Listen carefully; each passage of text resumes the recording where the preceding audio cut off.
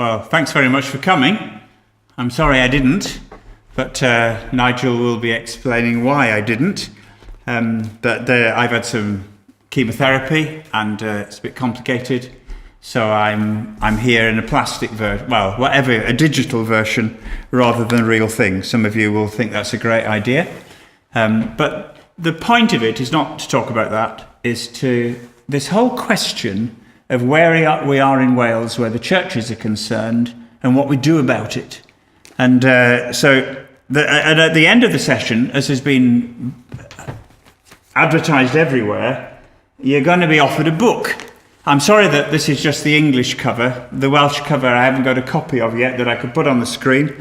But the book is free for you that have come, so that's an honour. It's a gift with two conditions. The first condition is you read it. If you're not going to try to read it and just shove it on your shelf, or you're going to give it to your auntie for a Christmas present, you can't take it, right? You can only take it on condition that you have a go at reading it. I don't say you read it, because you might think, I can't understand David Ollerton, I never could. So that's the first. The second condition, it's a gift. And we're giving it so that you can recommend it to others, not lend it to others. If you lend it to others and the people that would be otherwise interested don't buy it, David Dry is going to be climbing over boxes of books in his bedroom for the next 10 years. I don't think that's a particularly good idea. So we're giving it to you, but we don't want to undermine the market by doing that. So please read it. Please recommend it. Don't lend it. And you can take one copy. If you take two, well, I'll explain that in a minute. You can take one copy, English or Welsh, but not both. If you want to take two, a special deal today, you can have the second or the third or the fourth or the fifth for £5. If you leave it till Friday, it'll cost you £9.99 off the Waleswide website, post free. If you go on Amazon, it'll be £9.99 plus postage. So there we are. Your first one is free. If you buy extras today, it's a £5. So there we are. That's the commercial. And the reason for giving it to you, and the reason for doing it in the first place, is that we just sense that there's a need to create a debate and a ferment almost, in order to have a plan and an initiative for what do we do about Wales, our Judea, and how do we respond to that. And the whole purpose of the book is to help us to think through, what would a new mission that we are all involved in, what would it look like in the next decade? That's the plan. It's not a book so you can read it and get clever. It's a book so you can read it and we can actually start to do something. Now, in order to do that, I've got two parts this morning and this afternoon. I just want to look at Scripture, see what Scripture has to say. That's why I've called the session Mission Then and Now. How did the New Testament do mission? And therefore, in the light of that, how should we do mission with the lessons that we've learned from the research that you've helped me with? Now, the first that I want to read these passages from Acts 9, 18 to 31. So let me read the scripture first. In Damascus, there was a disciple. Now, this is after Paul has been converted. I assume that you're familiar with that narrative, so I'm just picking it up after he's met with Ananias. In Damascus, there was a disciple named Ananias. The Lord called him in a vision. Ananias, yes, Lord, he answered. The Lord told him, go to the house of Judas on Straight Street and ask for a man from Tarsus named Saul, for he is praying. In a vision, he had seen a man named Ananias come and place his hands on him and restore his sight. Lord, Ananias said, I've heard many reports about this man and all the harm he's done for your saints in Jerusalem. And he has come here with authority from the chief priests to arrest all who call on your name. But the Lord said to Ananias, go. This man is my chosen instrument to carry my name before the Gentiles and their kings and before the people of Israel. I'll show him how much he must suffer for my name. Then Ananias went to the house and entered it. Placing his hands on Saul, he said, Brother Saul. So obviously he understood what the Lord had said. The Lord Jesus, who appeared to you on the road as you were coming here, has sent me so that you may see again and be filled with the Holy Spirit. Immediately something like scales fell from Saul's eyes, and he could see again, and he got up and was baptized. After taking some food, he regained his strength. Saul spent several days with the disciples in Damascus. At once, notice that, he began to preach in the synagogues that Jesus is the Son of God. All those who heard him were astonished and asked, "Isn't he the man who raised havoc in Jerusalem among those who call on this name? Hasn't he come here to take them as prisoners to the chief priests?" Yet Saul grew more and more powerful and baffled the Jews living in Damascus by proving that Jesus is the Christ. After many days had gone by, the Jews conspired to kill him. But Saul learned of their plan. Day and night they kept close watch at the city gates in order to kill him. But his followers took him by night and lowered him in a basket through an opening in the wall. And when he came to Jerusalem, he tried to join the disciples, and they were all afraid of him, not believing that he really was a disciple. But Barnabas took him and brought him to the apostles. He told them how Saul on a journey had seen the Lord, and that the Lord had spoken to him, and how in Damascus he preached fearlessly in the name of Jesus. So Saul stayed with them, moved about freely in Jerusalem, speaking boldly in the name of the Lord. And he talked and debated with the Grecian Jews, but they tried to kill him. When the brothers learned this, they took him down to Caesarea and sent him off to Tarsus. Then the church throughout Judea, Galilee and Samaria enjoyed a time of peace and was strengthened, encouraged by the Holy Spirit, and grew in numbers, living in the fear of the Lord. The thing I just want to draw out, Paul has been converted, suddenly converted, and immediately he starts saying who Jesus is. He starts proclaiming. He starts arguing, telling, convincing, explaining. The verses are quite interesting if you just cluster them together. Verse 15, "This man is my chosen instrument to carry my name." Verse 20, once he began to preach in the synagogues that Jesus is the Son of God. Then in verse 22, that Jesus is the Christ. And then in verse 27 in Jerusalem, preach fearlessly in the name of Jesus. And then 29, he debated with the Grecian Jews. There is this fearlessness, this boldness. And if he was in Jerusalem, he was in the synagogue, he's probably in the same place where he saw Stephen doing the same thing. And he was a witness. He gathered the coats as to what happened to Stephen. So the guy, when it says he's taking his life in his hands, and then trouble kicks off again, and he's sent off to Arabia, Tarsus, that part of Arabia, in order to get clear on this whole gospel question, which of course he then expounds later on in Romans. But it's interesting when he's talking about the gospel from here on, he talks about my gospel. Romans 16, "Now to him who is able to strengthen you according to my gospel, the preaching of Jesus Christ according to the revelation of the mystery that was kept secret for long ages." It was his gospel that saved him. It's his gospel that had been revealed to him. And it was his gospel that he was mandated to share with others. And he says the same in Galatians 1, "I would have you know, brothers, that the gospel I preach was not by me, it's not man's gospel. For I did not receive it from any man, nor was I taught it, but received it through a revelation of Jesus Christ."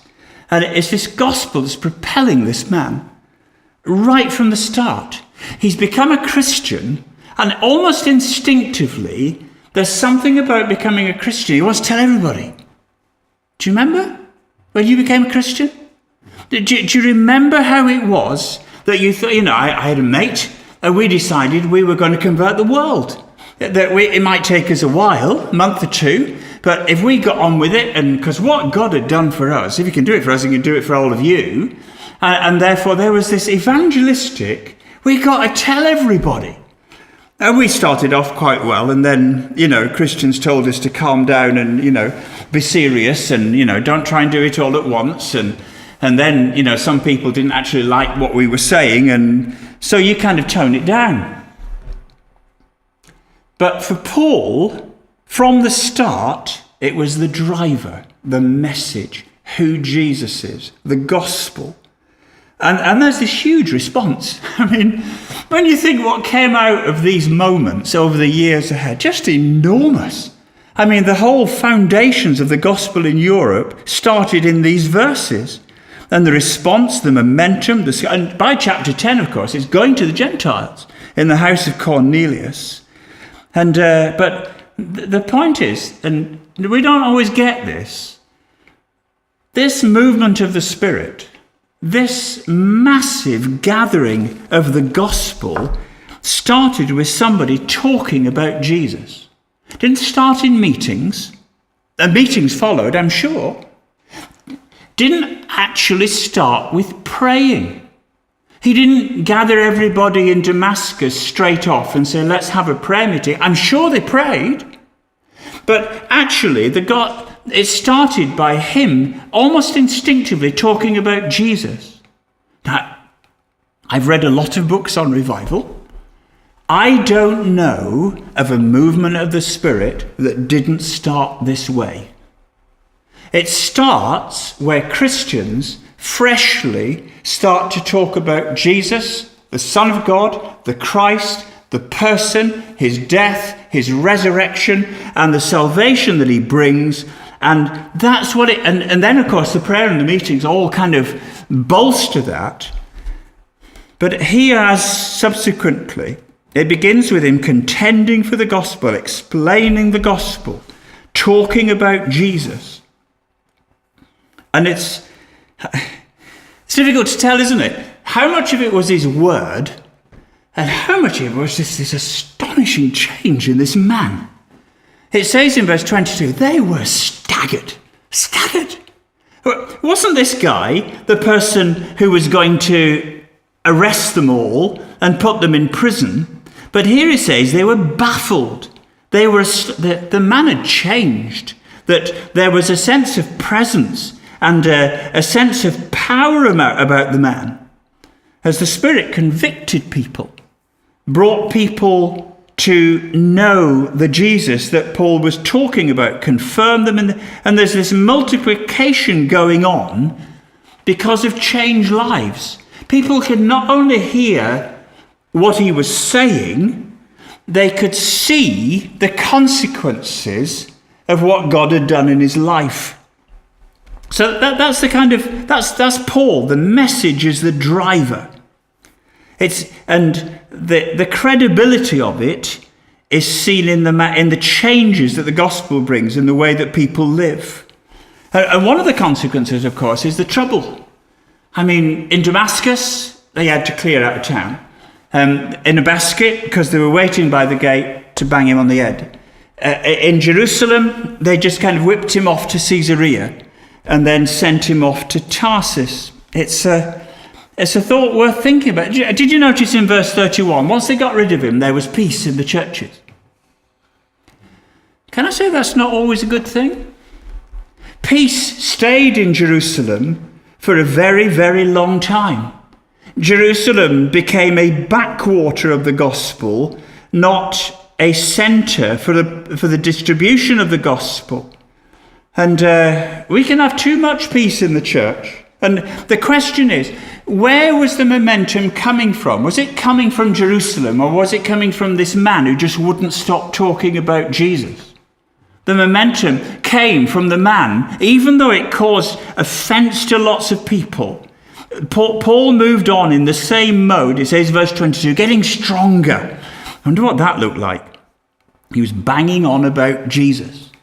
I read an interesting book recently, Intentional, by Paul Williams. And Paul Williams, it's evangelism that takes people to Jesus.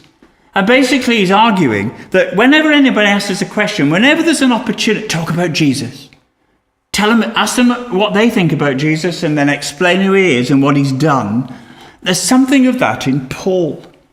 So that's the kind of biblical background. The gospel is the driver.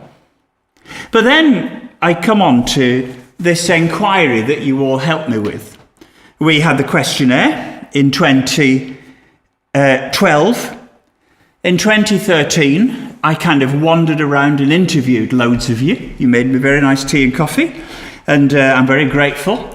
And then in 2015, we organised the soundings in different parts of Wales. And in 3 ways, we kind of triangulated the research. We kind of looked at it from 3 angles: individual contribution, in-depth interview, group kind of discussion and thought. Put it all together, and there's the book. It's actually the first time, I think, that anybody has tried to understand what is this context that is Wales in its various forms. And in order to consider that, I broke down these aspects of Welshness into these 6 areas. The aspects, remember that, these are the aspects. The religious aspect, what it's like with all the chapels closing. This post-Christian secular Wales. Geographical, do people in Wales just think about being Welsh, or are they tied to their locality? Is localism important? Localism is very important. Ethnicity, this whole sense of who are we planting, who are we working, who are we trying to reach? Very different in different parts of Wales. In terms of language and culture, which language do we use? Which will best reach the people? In terms of social aspects of Welshness, there's been a collective. Socialism has grown strong in Wales because of the heritage that was before it, where there was a strong sense of your neighbour helps your neighbour. Seems very odd to me that the church moved into a situation where they separated and didn't try to help their neighbour, just preached to their neighbour. So again, we'll come and pick up that more this afternoon. And then this whole political question of, in a day when the political powers are open to it, do we cooperate or do we entirely separate? So those aspects, these 6 aspects, are the kind of parts of Wales that we're trying to adjust to. Now, as well as the 6 aspects, there are 6 approaches. 6 different ways in which people have tried to do mission. If you don't mind, I'll start at the bottom. There are the liberals. These are the people that don't really believe the Bible. They don't think that there is any such thing as a personal individual conversion. They are here for the world and community to change. Largely through protests. They tend not to get involved in people's lives in quite the same way. The liberals. It's all about changing God's world for better, generally. And then in the 10 years that we were doing the inquiry, there were these emergent churches where we did mission and we did evangelism when people asked us. That the phrase is, it's St. Francis of Assisi, preach the gospel at all times and when necessary use words. I think it's a heresy. I don't think Paul would have ascribed to that kind of philosophy at all, ever, because he talked about Jesus all the time. But it was an approach that said, live among people and almost by osmosis, almost by influencing without saying anything, let them see them become Christians. The missionaries, a chap called Leslie Newbegin and David Bosch, they weren't evangelicals, although I think David Newbegin had a faith, a genuine faith. And they say they're a little bit a step beyond the liberals to saying, we've got to change the world, God's world, got to invest in, got to be involved in justice and righteousness and feeding the hungry, all of which are good. And when, we can talk about Jesus and changing hearts as well as part of the package. Lausanne, now the top 3 are what we would call evangelicals, gospel people. Lausanne, under the influence of John Stott, talks about mission and evangelism. The two are separate to John. That mission is justice and the environment and the poor and those social programs, and the church should be involved in all of those, and the church should also be involved in evangelism. And we hope that being involved in the mission will make people interested in the message. And proclaiming the message, if people know that we're doing this, they might be prepared to listen to us. That's Lausanne. E1, jump to the top, are the people that don't want any of this stuff. We're here to proclaim the gospel. We'll do it by open airs, we'll do it by door to door, we'll do it by personal friendship, but we're not here to run the social services. We'll we'll just see it as our business to proclaim Christ. But the problem with that is that the audience gets smaller, particularly if you think you can just do that in church buildings. E2, on the other hand, were people that said, no, we'll do all of that. We'll be involved. We'll do food bank. We'll do CAP. We'll do night shelter, as would Lausanne. We'll do furniture recycling. We'll do anything that builds a bridge, but we will have the gospel. We will talk about Jesus in everything we do. We won't separate them like Lausanne did. We will make Christ known up front all the time. Now, the question is, how did these 6 approaches adjust to the 6 aspects? That's the book, really. And the outcomes are quite interesting. But before I come to that, the gospel that people preach, not only how did they adapt the message, but what is the gospel? This is the most important part of this first session. What is the message? I won't read them all. There are more in the book. But this is what somebody described themselves as liberal said. We are an inclusive Christian fellowship. In being inclusive, it does not discriminate against those it welcomes and serves, showing concern, friendship and love. That's the gospel. I would call myself a progressive Christian. I would try to include that in my message, that we are all children of God and we're absolutely equal. We try to be part of the planet, not in charge of it. I try to plug all these things in: green, environmental, respectful. That's the gospel. Is that the gospel? Is that your message? And then the Mishnah Dei. The message is the kingdom and the community. Explain that Jesus is here, about getting the community in. We bring the kingdom wherever we go. Holiness is living Christ. The gospel is more than being converted. It's about going to heaven. It's about justice and care. Is that your gospel? The message is that God loves people and can't say we love God and not love people. Everybody can change. Everybody can change. What we do in the building does reflect the message of inclusion, of empowerment of people, of loving people and wanting people to live their best life. Personally, I see that in Jesus. He wanted people to live the best life that they could. Is that the gospel? Is that your message? Lausanne. Jesus said, I am the way, the truth and life. Such true life and true knowledge and true guidance in life is possible through knowing God revealed in Jesus Christ. Jesus said he had come to give life and life in all its fullness. I would suggest that that's getting a little bit nearer. As for E2, the primary message would be, how does a man or a woman come into a right standing with God? That would be the driver. That would motivate us. The answer would be to turn away from their sins and repent of their life that they have lived and to trust completely and wholeheartedly in the sacrificial death of Christ on the cross on their behalf. Is that the gospel? Or would you make it more specific? Jesus Christ and him crucified, that people are sinful, that Jesus died as a substitute that we might be forgiven, and that faith brings forgiveness from God and blessings of the gospel, new life and the hope of eternity. It's interesting. E1 is about the facts. E2 is about the facts and some of their consequences. And Lausanne is about the facts with an emphasis on the consequences. Which is the gospel? We're going to kind of preach the gospel to each other in a couple of minutes. But I lay the question there for a minute.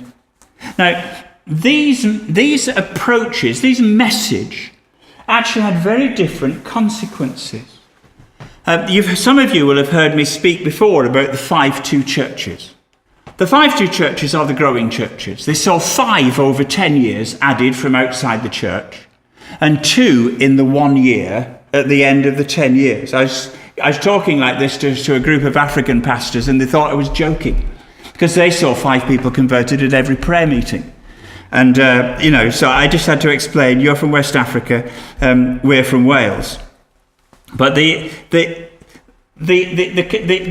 parallel is interesting, that the proportion of E1, evangelistic 1, are around about 20% that were growing. The liberals are lower, and actually Even those that had seen people added for some reason had lost more than they'd gained. So there isn't a liberal church in Wales that is doing anything but decline. Emergent has seen a little bit more. Micherdei about the same. Lausanne had seen 40% of those churches with that balance had seen this consistent ongoing growth. But 75% of churches where there's engagement and modelling, making the gospel visible, but talking about Jesus right on the... I had no idea that those would be the outcome of your questionnaire and your interviews. But it's quite a compelling picture as to which approach is in the Wales in which we live is the most effective. The other interesting one is in terms of which of the growing church, that's a dark blue, where a church had more than 8 connections, youth group, children's work, CAP, food bank, where they had 8 or more than half of them were growing. Where they had less than 6, less than a quarter were growing. So those are, I think, important patterns that we will pick up this afternoon. The point being that the gospel, as in Paul's life, needs to be seen and heard. It needs to be explained. It needs a sense of appeal. I close with this slide. In terms of how we make our message known, are we expecting people to respond to it, or are we just going through a mechanical process? Knowing the fear of the Lord, we try to persuade men. That's what Paul said. Standing firm in one spirit with one mind, striving for the faith of the gospel, something very active and outgoing. Philippians 4:3 is an interesting one. I don't know what this looks like. Help the women who have contended at my side in the cause of the gospel. How do they do that?